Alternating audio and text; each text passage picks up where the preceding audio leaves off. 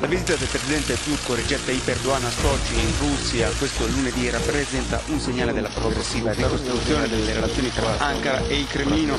La cosa riguarda l'incontro al vertice avvenuto in pochi mesi, tra maggio scorso, settembre della Russia e in settembre ad Ankara. Le tensioni tra i due paesi lasciano tuttavia ancora notevoli strascichi per quanto riguarda i rapporti commerciali. Prima c'erano circa 3.000 aziende, adesso ne restano più o meno 1.500. Приблизительно около 3000 фирм, может быть, 3000 был, но половина, уже остался 1500. C'era un giro Это был самый максимальный торговый оборот 35-36 миллионов долларов был, сегодня даже не половина уже. Потом нам надо на будущее подумать, и как надо поднимать торговый оборот. Diverse delle restrizioni imposte da Mosca nei confronti della Turchia sono state ritirate all'inizio del mese, ma molto resta ancora da fare. Quando c'era l'accordo sui visti c'erano moltissimi turisti, У нас безвизовый режим был, почти 300 тысяч человек туристов из Турции. Турецкий туристический поток меньше стал, из этого страдал тоже все бизнес и тоже ресторанный бизнес. La Russia, la passata della Turchia che ne auspica invece la caduta. I due paesi hanno comunque avviato un processo di lento ma progressivo riavvicinamento sin dall'anno scorso. L'ambasciata degli Stati Uniti nello Zimbabwe ha allertato i cittadini americani di non uscire dalle proprie case fino a nuovo ordine. L'allarme segue il movimento di convogli militari osservato nella capitale Harare, una situazione in rapida evoluzione da quando lunedì il capo di Stato Maggiore, il generale Costantino Chiwenga, ha fatto una dichiarazione pubblica denunciando la decisione del presidente Robert Mugabe di rivocare l'incarico al vicepresidente Emmerson Mnangagwa e minacciando un intervento dell'esercito contro quella che ha definito una purga. La scelta di Mugabe, 93 anni e il potere da 30, era finalizzata a lasciare l'incarico alla moglie Grace Mugabe, una delle figure più discusse del regime. L'esercito ha preso il controllo della capitale, ma smentisce tuttavia che sia in corso un colpo di Stato ed assicura che il presidente è incolume. Non ce l'hanno fatta e alla fine sono morti di stenti spiaggiati sul lungomare di Aceh, in Indonesia, isola di Sumatra. È stato questo il destino di 4 di 10 capodogli che si erano arenati sulla spiaggia indonesiana. 6 di loro sono riusciti a prendere il largo, salvati dagli uomini, per gli altri non c'è stato nulla da fare. Forse 2 di queste balene malate hanno preso la rotta sbagliata e le altre le hanno seguite. In Indonesia, arcipelago di migliaia di isole, ogni anno decine di cetacei incontrano lo stesso destino e spesso le autorità locali sono prive di mezzi idonei al salvataggio.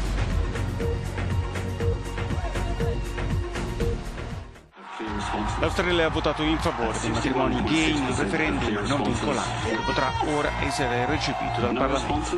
Molto elevata l'affluenza alle urne che ha sfiorato l'80%, quasi 13 milioni di persone in termini assoluti. Si è perso in favore dei matrimoni tra persone dello stesso sesso il 61,6% dei votanti. Il premier Turnbull ha preso la parola dopo la pubblicazione dei risultati ufficiali. Milioni di australiani si sono espressi e hanno votato in favore dell'uguaglianza nel matrimonio con maggioranza schiacciante. Ha detto hanno votato sia alla parità, all'impegno, all'amore. Ora sta a noi, al Parlamento australiano, fare il resto entro Natale. Nonostante la promessa del premier del suo governo non ha ancora raggiunto un'intesa su come scrivere la legge, il referendum era stato organizzato da Turnbull proprio per esercitare pressioni sui parlamentari contrari al matrimonio gay, in primis i conservatori della sua parte politica. Il Dubai Air Show, una delle più grandi vetrine dell'industria aerospaziale e della difesa, si apre con l'annuncio di un importante accordo. La compagnia aerea Emirates ha firmato un contratto per l'acquisto di 40 Boeing 787-10 per 15,1 miliardi di dollari. Il nostro annuncio di oggi lascia anche trasparire la fiducia che abbiamo nel futuro dell'aviazione negli Emirati Arabi Uniti e nella regione.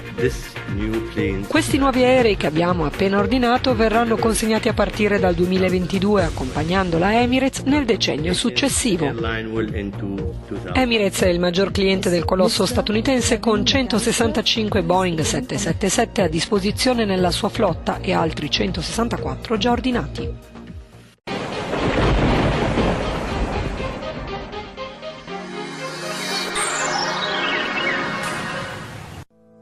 Tutta la redazione di ilmeteo.it vi augura una buona giornata. Previsioni del tempo per giovedì 16 novembre. Regioni centro-meridionali ancora nella morsa del vortice Attila che porta ancora maltempo intenso. Meglio invece al nord. Ecco il dettaglio elaborato da ilmeteo.it. Bella giornata all'insegna del sole sulle nostre regioni settentrionali, non sono attese piogge. Il cielo si presenterà sereno o al massimo con poche nubi sparse. Spostiamoci ora al centro, piogge locali temporali sui settori adriatici più isolati sulla Sardegna. Asciutto e prevalentemente soleggiato altrove, fenomeni in cessazione ovunque entro la nottata. Raggiungiamo infine il sud. Attila insisterà con precipitazioni temporalesche diffuse anche di forte intensità e con rischio di locali nubifragi sulla Sicilia e sulla Calabria tirreniche. I venti saranno in prevalenza moderati di scirocco sullo Ionio da nord-est sul resto dei bacini.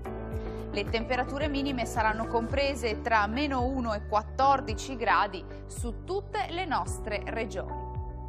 Per quanto riguarda invece le massime, prevediamo fino a 16 gradi al nord, punte di 18 gradi al centro-sud invece.